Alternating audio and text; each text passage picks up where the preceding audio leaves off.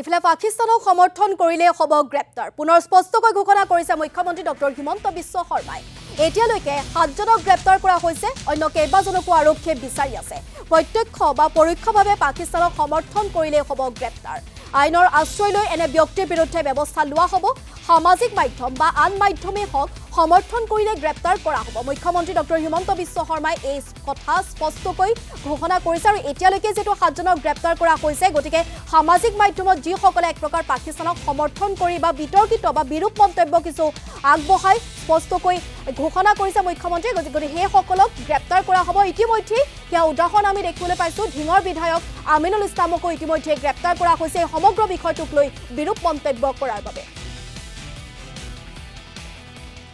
যোনে পাকিস্তানক সাপোৰ্ট কৰিব তাকে আমি অ্যাৰেস্ট কৰিম একেবাৰে ক্লিয়াৰ হি যোনে নহক কিয় এতিয়ালৈকে 6-7 গৰাকী অ্যাৰেস্ট হৈছে কেইবাগৰাকীও বিচাৰি আছো যোনে ডাইৰেক্টলি অৰ ইনডাইৰেক্টলি পাকিস্তানক সাপোৰ্ট কৰিব তেৱে অ্যাৰেস্ট হ'ব আৰু আমি আইনৰ আশ্ৰয় লৈ কঠোৰভাৱে এই ধৰণৰ ব্যক্তিৰ বিৰুদ্ধে বা অৰ্গানাইজেশ্যনৰ বিৰুদ্ধে আমি কাম কৰিম সামাজিক মাধ্যম হওক নৰ্মেল মাধ্যম হওক ডিজিটেল মাধ্যম হওক লিগেসি মাধ্যম হওক পাকিস্তানক সাপোৰ্ট কৰা কতো নচলিব